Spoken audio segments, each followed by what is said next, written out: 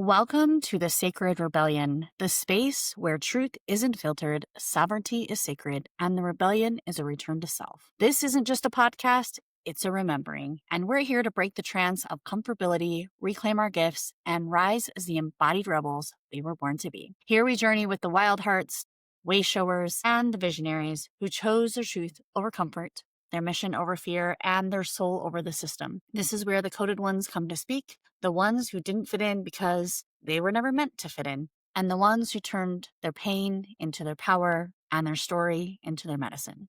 So drop in, take a breath, and let's remember who we are, one sacred rebellion at a time. Welcome back to the Sacred Rebellion, the space where sovereignty leads, systems are questioned, and the cosmic truth always finds its way home. In this episode of the Sacred Rebellion, I am joined by a divine woman who walks with the fire of remembrance and the grace of embodiment. Kate, a multidimensional priestess devoted to reawakening the sacred feminine within. Kate is the creator of the W.O.M.B, which is womb method, a deeply embodied approach that weaves breath, energy, and body wisdom into one cohesive portal of remembrance. With over 15 years of experience in both receiving and facilitating powerful healing work, she supports women in reclaiming their sensuality, their truth, and their wild feminine essence. Trained in holistic kinesiology, mind-body medicine, Reiki, neuro-somatic attunement, and energy therapy, Kate works both in the cosmic and the cellular realms, activating the dormant codes of purity, eros, and feminine power that have long been buried beneath performance, shame, and disconnection. If you've ever felt the pull to descend into your body, to reclaim your feminine voice, or to meet your sacred rage, softness, and sensuality all in one breath, this conversation is for you. Let's dive into the rebellion of remembrance. Welcome, Kate. Thank you.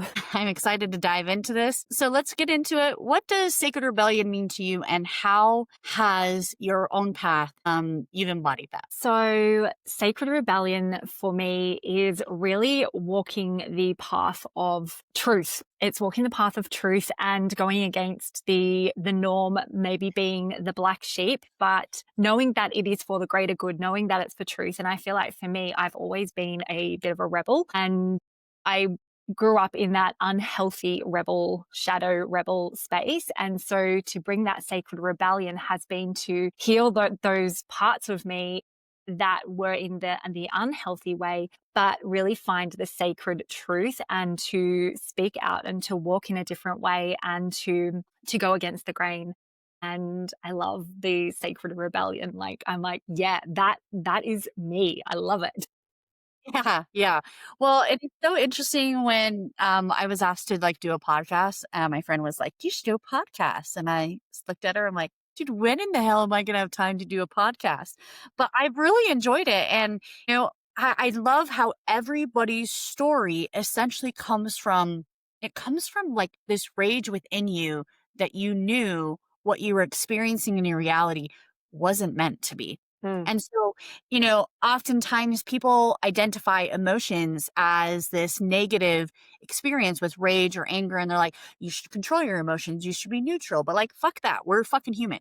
Absolutely. Use that rage to really fire up the creation. And I feel like my business was created on sacred rage. I don't know about yours, but mine was. Don't know that mine was created on sacred rage, but there's definitely been elements, probably not my business initially created on that, but definitely since I've been more on this feminine path, there has been a lot of sacred rage as part of that, because the sacred rage has brought me closer to the sacred pleasure, which is actually, a lot of the work that I do as well. So it's gone down that little, it's switched and shifted over the years, but become more powerful the more I do connect in with those deeper layers of rage. And what does that look like for you when you do dive into those deeper aspects of rage that bring in that sensuality into your physical embodiment? What does that look like for you? For me personally, yeah. Okay. So what I realized is that when the deeper I go into a rage process, the deeper access I have for pleasure in my body. And I didn't really know this until I started practicing and playing with this, but I had so much suppressed rage, and I was going into these rage rituals. And then as the energy was shifting and moving and charging through my body, once the initial charge had passed, I was getting these orgasmic energy just like flooding through my body. And so I was like, okay, the more I go into this rage, the more orgasmic pleasure I can receive. And like I'm experiencing that in the ritual that I'm doing, but also that feeds out into my life. So like I'm going out into life and I'm feeling more orgasmic and more pleasure because I meet all parts of myself. But rage and pleasure have been for me, like they go hand in hand. So if I'm feeling like, oh, life's feeling a bit mundane, a bit boring, I'm not having much pleasure, like it's just a bit blah. If I drop into a rage ritual and just let rip, then I'm like, oh yeah, here I am. I'm back. Like, Yeah. Here. Hi. I'm here. yeah. That's so awesome. I love this. I love this. When you do a sacred rage ritual, can you kind of walk the audience through what that looks like? Yeah, for me, it really looks like, so I've got this fluffy rug at home. I've got cushions. I just get the rug, the cushions. I've got like a Sacred Rage playlist, which has a bit more of like hard, heavy music. And then I take myself into some breath and I begin to just start to charge the energy through my body, like without making any sound initially, just starting to charge the energy, feeling the frustration, almost making my blood boil. So I build it through my body. And then I've got all my cushions and then I just let rip, smash the cushions. When I scream, it's like from that primal womb space, not that high up voice. It's like the deeper you can get into the body from that primal, Yeah. and Yeah. then just let that charge, let your body lead. And then that's it. Sometimes it only takes like 5-10 minutes. And then I have a playlist that I switch to, which is more of that sensual energy, that primal, central, tribal energy. And then I allow the sexual energy to start to move through my body. And then, that might turn into a meditation, that might turn into a pleasure practice.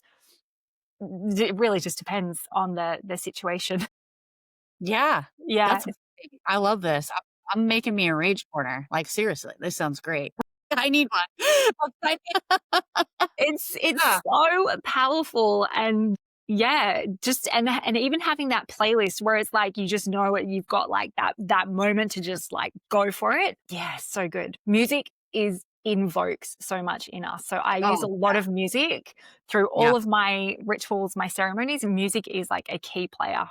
Yeah. Yeah, yeah, I would I'm yeah, with my own ritual, I'm 100% with you, like, when I'm journaling or getting a download, like, Mm, the music triggers that within me, and, I actually I don't even probably don't know this, but I'm a singer, and so for me, it's, like, that ability to just let loose and, like, let it rip mm, with whatever music and, like, sing and let my voice, like, just, be a really as loud as it needs to be and not feel like I have to hide those aspects of my voice. And so that's why I've always enjoyed singing because it's like I can just let it rip in my own voice, right? yeah, Without having yeah. and it actually sounds good. It's like on pitch, but still it's like that ability to utilize your voice as part of that. And I Mm. know like sensuality often carries a lot of distortion and shame. For women that are listening, how do you help women reconnect to those pure sacred forces?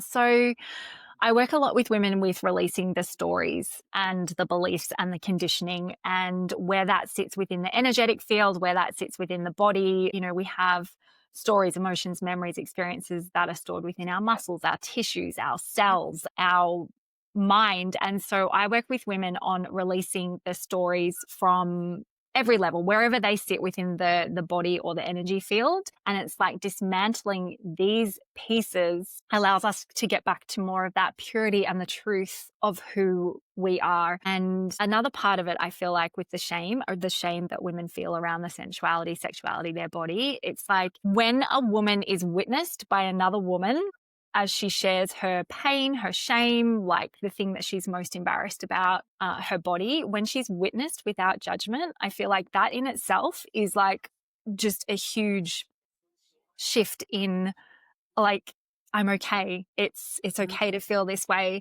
And that's why, women's circles are so powerful and working with other women and being around other women, because it's like when we all share, we realize that we all feel the same and it's okay. Mhm. And I feel like it lifts something in that Yeah. space. Yeah. Yeah, I would agree with that, and I mean, I've ran a women's circle for over 3 years. And the one thing I've really noticed is that community is so important.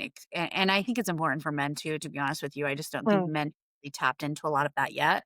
But there's something, when you look at like, if you go back in time when oracles were a prominent thing, and I mean, it's a full moon today and when we're recording. And it's very interesting because I was reading a book just recently, and it was like it was like the subconscious. It was through like a hypnosis session, and in that higher self, they said that oracles used to circle in a lake or a river of some sort in a circle with women under the moonlight, and between the water and the moonlight, it would activate their cellular DNA through hip motion and movement with their bodies together. And the more that people they had, the higher the vibration would pull from the elementals, Mm. especially the water. I'm getting like full body chills, Oh, water and the full moon. And I was like, I want to dance under the moonlight wow.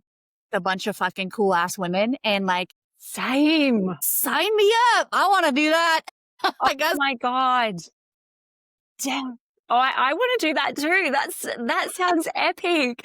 But it's so true because we are so powerful, and especially with that hip movement and the water and the moon, like we are such I know. powerful beings. And they said when they would do that, they would actually open up portals and Mm. they would, and that's how oracles would transport themselves. It was just really interesting. And I was like, Wow. man, that is like a ritual that needs to be redone with like badass oracles. Like, we need to do this. We need to do this for sure. That sounds Yeah. amazing. Yeah. So I thought that was really interesting. Let's go back a little bit and kind of tell me how you got where you're at today. That is a big, big journey that I've been on, and it's had many, 15 years. Yeah. It's been a bit, yeah, right? there's been so many like massive moments and breakthroughs and everything. But the real gist of it is that I grew up feeling not enough. I was completely disconnected from myself, so numb. I would escape my body at every time. Like I didn't live inside my body, I lived outside of my body, escaping at every moment. And I had some experiences where, some traumatic experiences that really took me to rock bottom. And from there, it was like, I was thinking about it this morning as well, about how even when I was so disconnected and so numb, how I had moments of God come through and just save me Mm. here.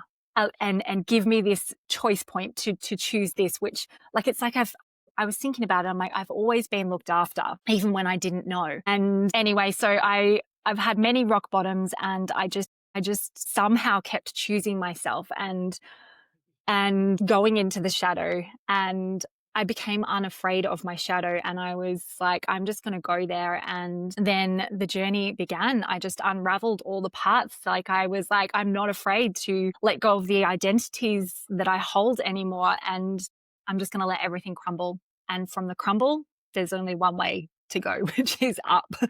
So it's been a journey of probably finding my worth, beginning to trust myself. And then from that space, then I went into more of the sensuality space. And what I will say about my journey is I feel like I got to a certain point. I was like, I know who I am. I trust myself. I feel worthy. I know what I deserve. I feel a sense of my power, but I wasn't embodying all of that. I wasn't embodying my power, but I could taste it. I could feel it, but it wasn't quite there. And then when I went into the womb work and the sensuality work, that was where I was like, whoa, that is where my true power is. I could really feel like I was sitting in the seat of my power when I went into the womb. And I guess like that's the deeper descent into the body, the womb, like, Yeah. and that's where everything really started to shift. And I became like the woman that I was becoming, rather than being that little girl trying to like hold on to the power. So yeah, that's in a nutshell. Like, but it's been a big, massive experience along the years. Yeah, well, and if you're anything like myself, it's continuing, right? It's that Oh, continuing of like, those little creeps, of the little, it comes in and you're like, wait, where'd that come from?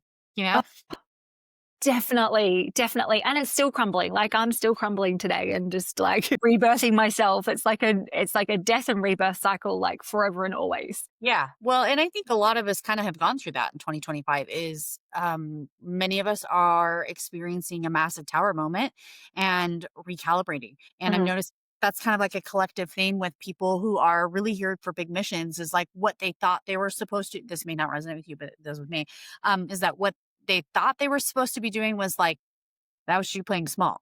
Like, it's time mm, to, like, play with the big kids now. You know what I'm saying? mm, It's like that's a lot of us that have been on this journey for a hot minute, and we got some skin in the game.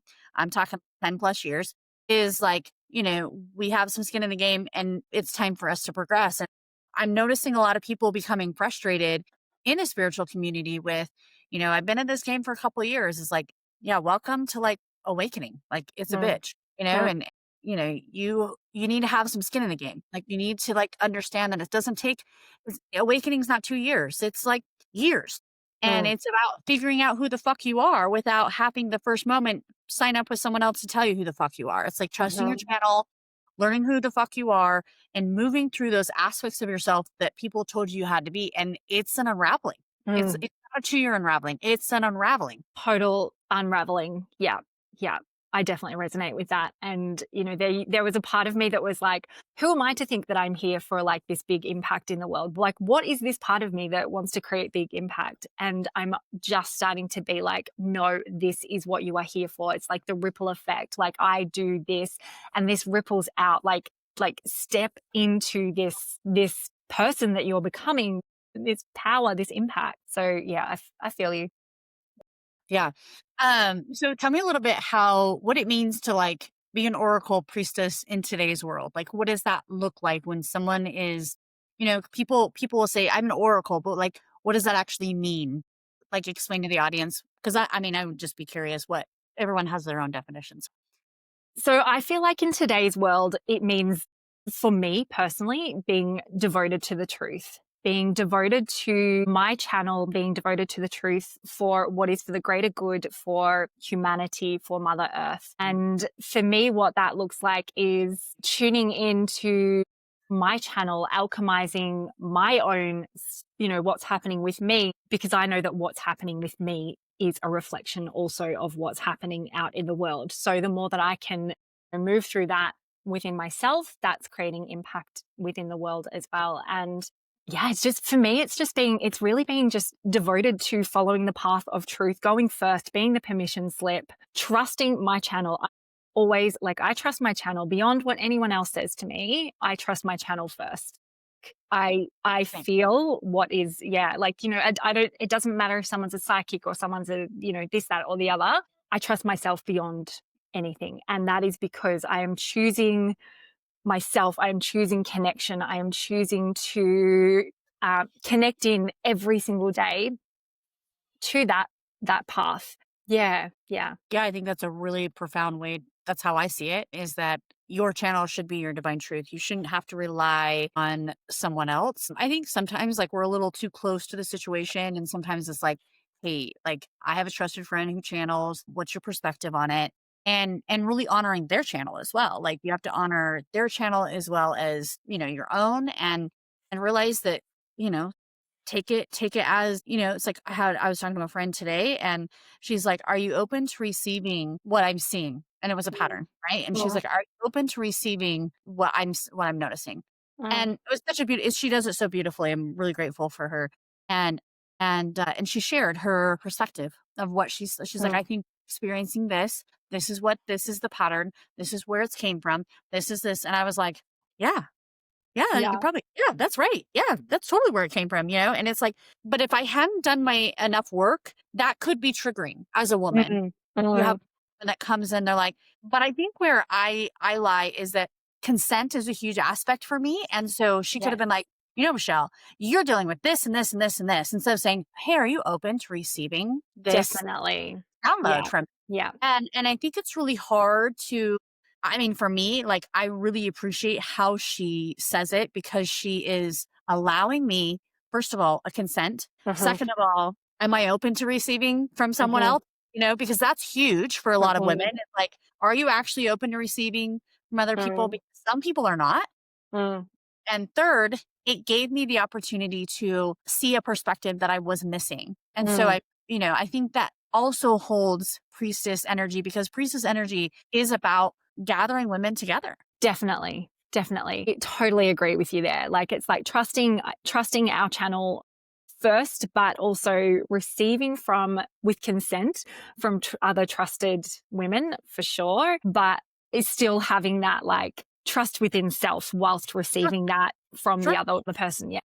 Yeah. And I think, like, if I would have said, you know what, today I'm actually not open to Mm, receive, she would have been like, and expecting that. And so I just want to point that out. Like, a lot of us in the spiritual community do have spiritual friends, do have channeler friends. mm. Like, psychics attract psychics. Okay. That's just Yeah. how it works.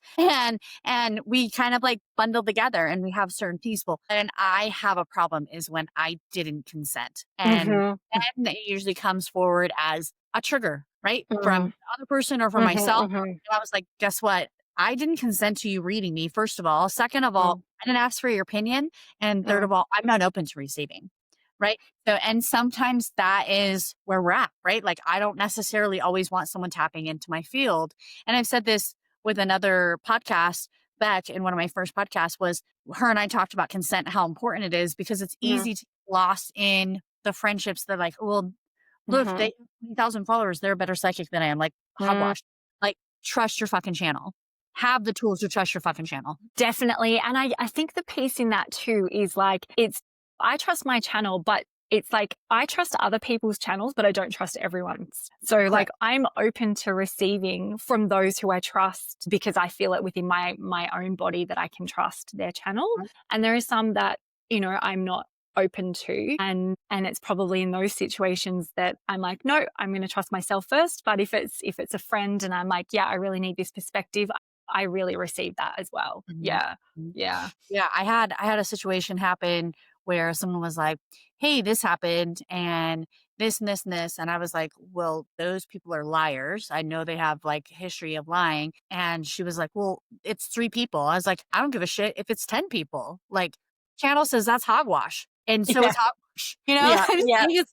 And so it's always funny, people like, "Well, but it's 3 people's story." I was like, "I don't give a shit if it's 10 Yeah. people. Like, if Yeah. they're all liars, I don't care. Mm, If my yeah. channel's lying, Yeah. Yeah. lying. Red alert, right?" I'm like, sorry, I don't give a shit. Yeah. And this is the power and importance of always coming back to yourself and learning to be in that relationship with ourselves and learning to really trust the channel, because then we can be discerning with, and we all have this ability. It's just that some people haven't quite tapped into that yet. So it's like, this is the power of coming back to self so Yeah. that you can actually, be discerning with what feels true and what doesn't feel true. Yeah. And I think that comes with, essentially being, I know for me, my bullshit meter has came from being burned, right? Like, Mhm. not trusting my channel. And when I Mm, knew, like, yeah, that didn't feel good in my body, but I mhm, believed them because I felt like they were a better channeler and I should have mm, trusted my own mm, instincts. And so I think a lot of us that have a really high bullshit meter or have a discernment ability, it's because we've been burned and mm, we've done it ourselves essentially, and mhm, we've mm. gone against our own grain. Definitely. What distortions or false programming do you actually see with your clients holding in their bodies, and how can they begin to unhook from that? So there's a lot of stories that women hold around I'm not enough. I feel like I'm too much. There's a lot of I'm afraid to be seen. I'm afraid to step into my power, fear around being that sexual, sensual woman. And unhooking from this is going into the stories, releasing the blocks, the stories, the conditioning, the ancestral, like unraveling the non-truths to come back to the actual truth of who that woman is.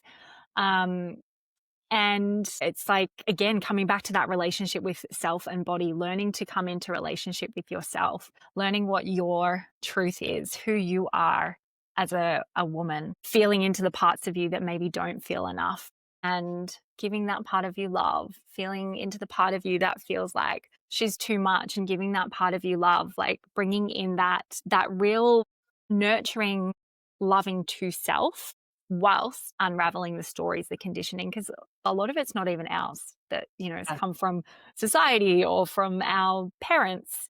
Yeah, just removing all of that. and coming back to actually who you are as this divine, beautiful, beautiful soul. Do you find that clients come to you when they have, like, physical aspects? Because I know, like, certainly I actually struggle with PCOS, and I know that's pretty common with women, endometriosis, hormone issues, infertility. Do women come to you for those physical aspects, and have you actually seen physical results? Mhm, Or you've eliminated, I mean, we can't say cure because 'cause we're on mhm, YouTube, mhm. whatever, but have eliminated or have seen less symptoms. Definitely. So, something I have seen a lot of is women who have been told by the doctor that they will never be able to get pregnant, whether it's the endometriosis, whatever it is. And the women come in and they say, my doctor says I can't get pregnant. I really want to have a baby. And we work with the body, whatever's happening, whether it's a physical, and often the physical, it's like emotion and energy that's stuck in the body. So we work with releasing that. I have seen so many women get pregnant, like Wow. and I'm like, oh my God, like these women thought that they had this belief, the doctor told them, Yeah. and then here they are pregnant, naturally pregnant from just releasing the pain and trauma and energy and emotion that's been stuck within the womb, within the body. It's like if you imagine like things that are going on within the womb space, it's like there's pressure or there's stagnant energy or there's stuck energy, or if you want to have a baby in there, like the energy's got to be open. So you open up that energetic pathway, and then there's space for the baby to arrive. So Yeah. yeah, I've definitely seen many many, yeah, with this kind of thing. Yes. Wow. Incredible. Uh, so much hope for a lot of women that struggle with, like, infertility. I know that's such a heartache for so many women. I Mm, bit of infertility myself. Took me a really long time to get my last child, and mm, at the time I didn't really know why. Like, I mm, mean, firstborn, he took us like 6 months, and they said that was pretty average. And then the second one, 2 years go by, 3 years go by, mm. 4 years go by, and I'm like, what is happening? And Yeah. so, it's very interesting because I remember having a conversation with my guides and being like, if I'm not pregnant, I'm going to the doctor, and I don't know what that stuff's gonna do to me. So, we need to have a baby. And I knew I had another one because I had talked to her. I knew her name. I knew what she looked like. Like, my son was playing with her. I'd be like, "Who you playing with?" And he's like, "Baby sister." And so, like, I knew we had another one. And so I've been there, and I share that heartache of, you know, every day, every month seeing the blood come, and blood now is like this beautiful relief, right? Where you're like, Mm, oh, I get a nice release. But when you're looking for something that mm, is heartache. And so it's so interesting mhm, to see the duality of what that blood signifies for women, whether it's relief or whether it's, you know, or it's like heartache, right? And so mm. it's so signifying of death, rebirth, right? Definitely. Yeah.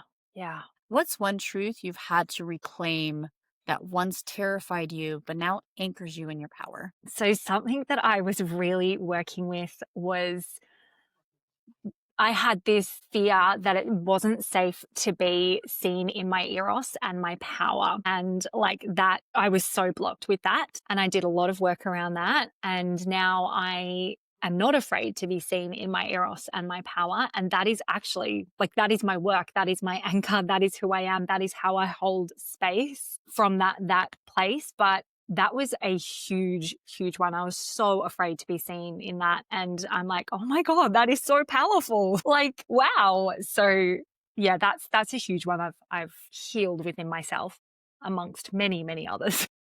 Yeah, yeah, the seed wound often tied to the witch wound, Yeah. which is fascinating. It's the blueprint of many lifetimes of Mm, us trying to stand in our power, especially if mm, you're trying to stand in your power, and obviously being, the fear of being left, right? The fear of mm, ostracized, the fear of being killed, the fear of being not accepted into society, which is the ostracized, but all those witch wounds that a lot of us have experienced. I know my first year and a half of really doing deep work was witch wounds. Like, mm, went into like trance and okay, go to when you first experienced betrayal. Oh, Mm. I'm being burned to death again. It's like one after another. And so yeah, I can relate to the scene wound. And Mm. there comes a point where you just, people on the internet are nasty, and there comes a point where your truth overpowers discomfort. Well, this is that sacred rebellion, right? Yeah. It's like, this is exactly what it is. It's like, it doesn't matter what other people are saying. Like, my truth is stronger and I'm going to go for that. Yep. Yeah. Yep. Yeah. Yeah. And I think that there comes a point in your awakening where, like, you cut the cord of giving a shit. It's just like Hmm. it's gone. And then Yeah. when someone tries to manipulate you, you're like, wow, there's like no feeling there. Like, nice Yep. try. Yep. Not Yep. done. Definitely. Yeah. That fear of being seen. Oh my God. That is huge, especially because for the work that we do, we're being fully seen in like all who we are. Like, there's no hiding when we step all the way in. Yeah, it's really vulnerable. But I feel like there's so many layers because I've worked through so many layers of the witch wound and being seen. But I know that I have other layers to unravel with that being seen as well. Like, I'm not done. Yeah.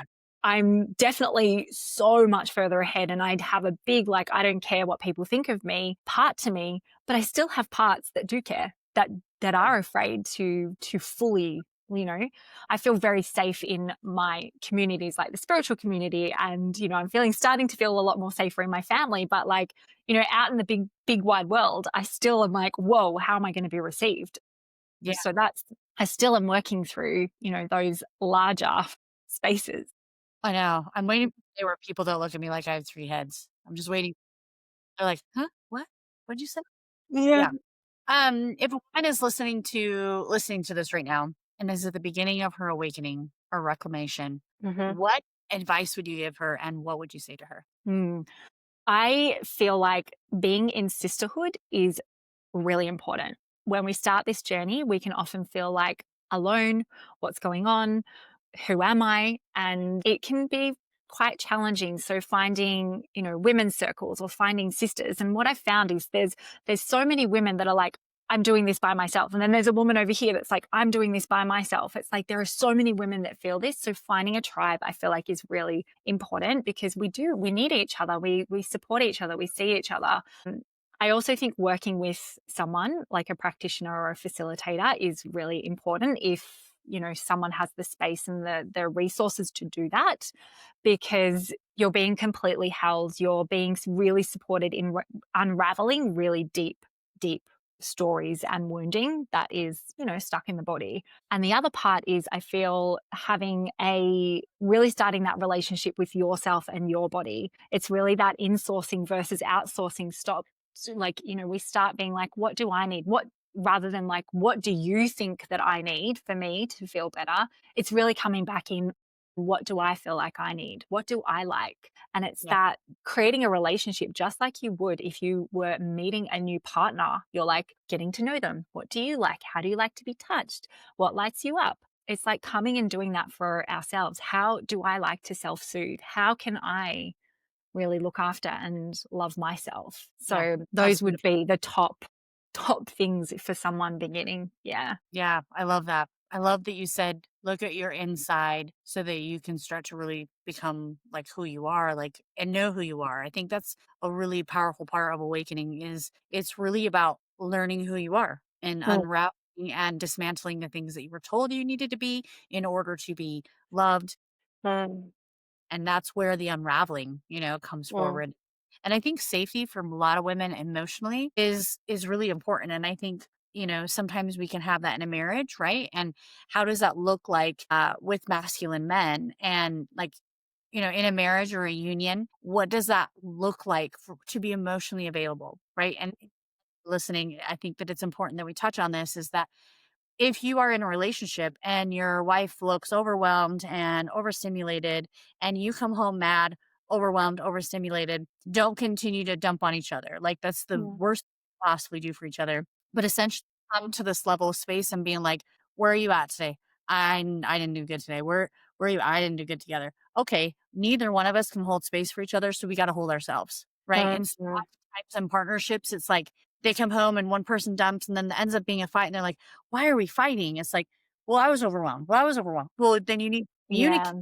We're overwhelmed and understand. And I think for me, it's like women don't necessarily always need physical help, which I think that's where men kind of like walk, like, I'll like take out the trash or do something physical. But a lot of us women really need the emotional aspects of feeling safe to have emotions, safe to express emotions, safe to have a moment for herself. Like, hey, guess what?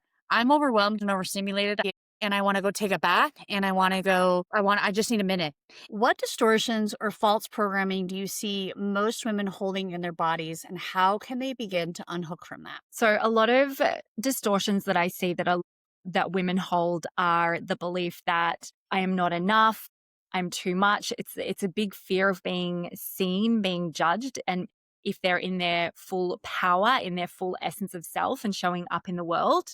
Yeah, so many people, so many women feel this, and it's really unraveling the stories of, childhood or why they feel that they're too much or not enough, and then bringing that back to actually the truth of who they are is they are enough in this divine soul self of themselves. Yeah. And everything really is about it's the unraveling of what's actually not true, the mask, the story, the experiences to come back in and remember that they can be their full selves, and it doesn't matter if what other people think of them, because they're so sure of who they are within themselves.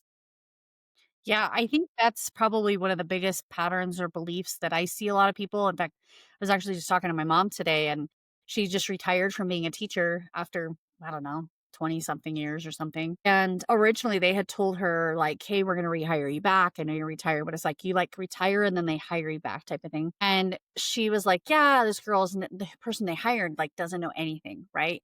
And I said to my mom, I said, just so you know, they're going to be calling you. And she's like, no, I don't think so. So today I talked to her. She's like, yeah. I'm like, where are you at? She's like, I'm helping at the school. This and this happened. And I'm so mad. Like, this and this. And she starts kind of like venting. And I said, you mean you're mad because you didn't value yourself? And she was like,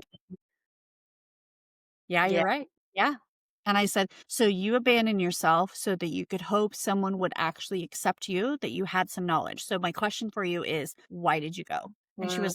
she's like, I said, next time they call you, you say, I'm X amount of dollars an hour if you want assistance. Cause she did like, big printing machines. She did like business stuff. I said, the next time they call you, I'm X amount of dollars per hour because otherwise they would have to hire someone. So they're Mm. free. So that's why they're calling you. I said, don't take time out of your work schedule because she's working another job to help someone else out if they're not willing to return the favor. What are you getting out of it?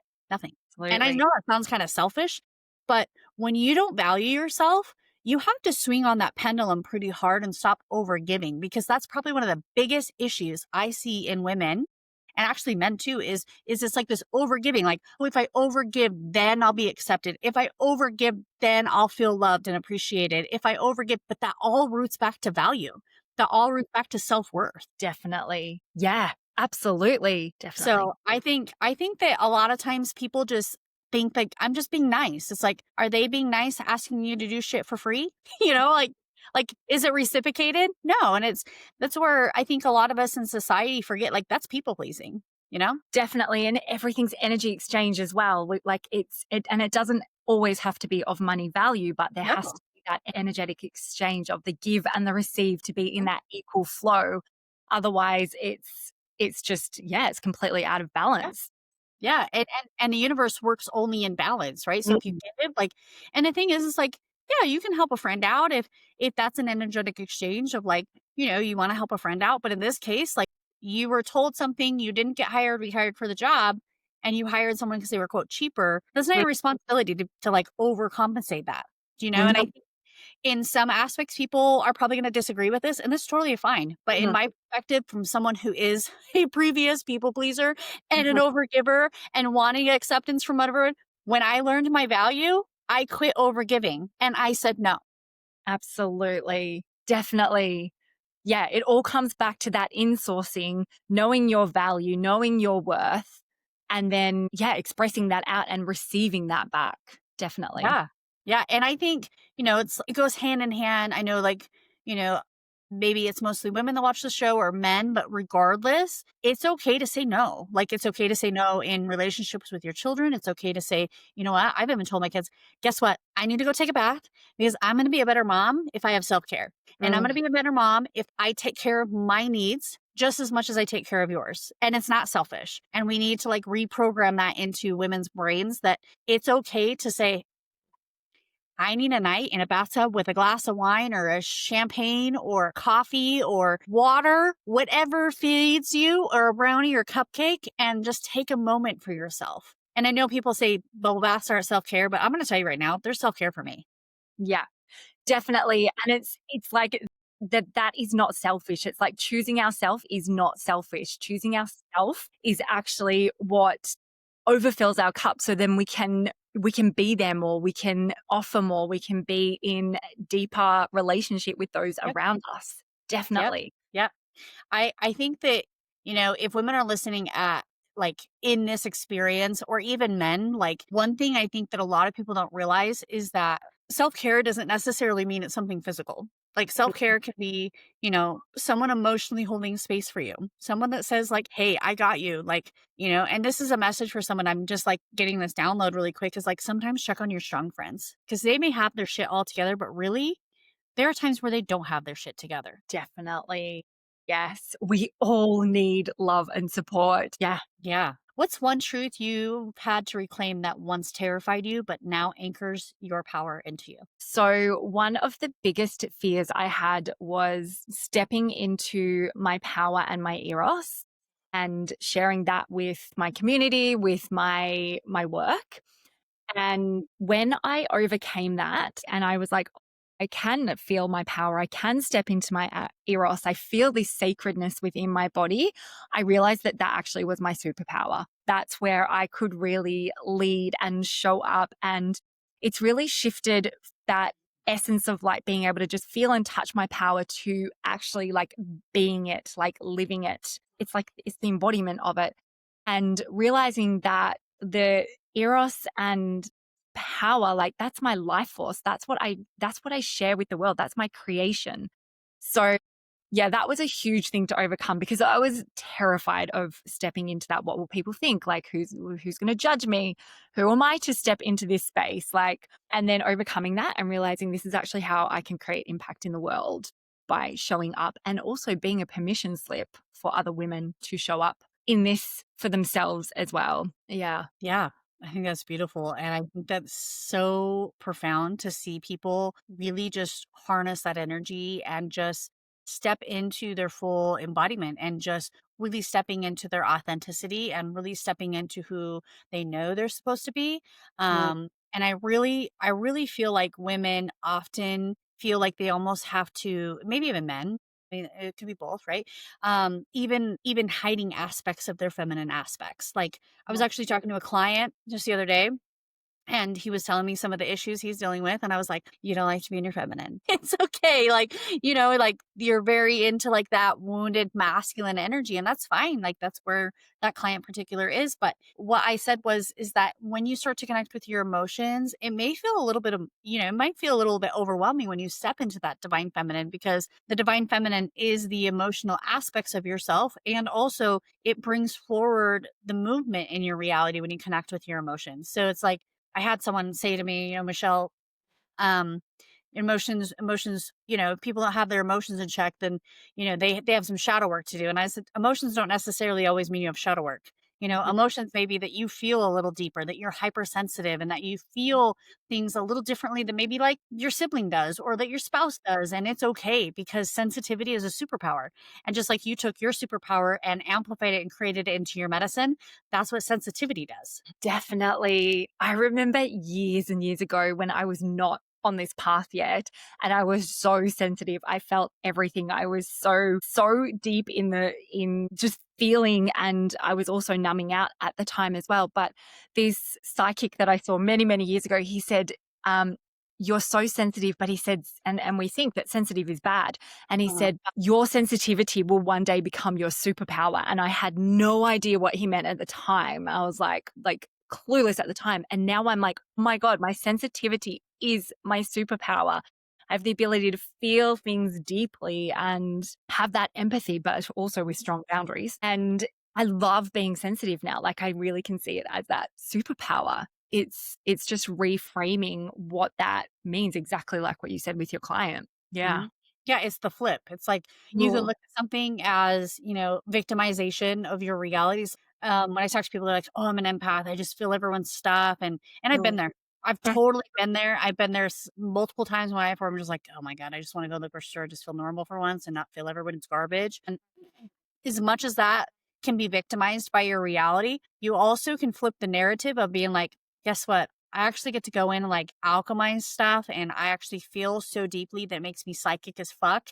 And I'm mhm, able to move through energy because I feel it in my physical body. And mhm. also, if you're sensitive and you do psychic energy or quantum healing, you actually can feel where the energy is moving so that you can get validation that it's actually moving. Because Yeah. I can't tell you how many times I've had clients who are like, am I done? Mm, Yeah. Like, or no, it's moving. You don't feel it in your crown chakra. Like, oh my God, my head's going to explode, And so you can use that sensitivity. It's not that you're moving the energy through your body. It's because you're feeling actually mirroring someone mhm. else experiencing that. So don't confuse sometimes when you feel energy in your body when you're doing energy work on someone, because it can be that you're just mirroring and it's because you're the practitioner and you got to feel where that's moving so that you can move the energy through the systems. And so I always tell people like, doesn't necessarily mean that you're alchemizing. It just may mean that you're feeling that when that's completed. And not everybody feels that. Not everybody is like that. Definitely. I feel a lot in my body too, and my clients say to me, "Oh, I'm sorry that you're feeling that." And I'm like, "No, like this is good. It's not affecting me. I feel it. It's not actually affecting me. It's just giving me an indication of where we're at within the session, which is great." Yep. Yeah. Yep. What's alive in your world right now that you're excited to share? I am so excited to share about my womb method 3-month container that I have. So this is a new container that I'm taking women through. I've got one-on-one. It will become a group container as well. But at the moment it's one-on-one, 3 months working with me. And we're just diving deep into everything, every body, mind, soul, womb, the feminine, really to bring you into your full essence, cut through the stories, cut through all the masks and the things that are blocking you to really come back into yourself. And so I'm really excited about that. It feels like a really deep and potent container to work in. Mm, yeah. That sounds amazing. Sounds amazing. How can people connect with you and step into your sacred work? So my website, which is my name, which is katemadigan.org. My Instagram, everything usually goes on my Instagram, which is also my name. It's I am Kate Madigan. And I have just recently been playing with a YouTube channel. So it's in the very early stages, but that is also my name. So yeah, you can connect with me on any of those platforms. Yeah. Well, thank you so much for joining us inside the Sacred Rebellion podcast today, where truth is sovereign, healing is holy, and your voice matters. If something stirred in your soul today, don't keep it to yourself. Share it, speak it, and let it ripple. Hit that subscribe button and stay close. The revolution isn't coming, it's already moving through you. Until next time, stay grounded in your truth and rise in your divine remembrance. Have a good day.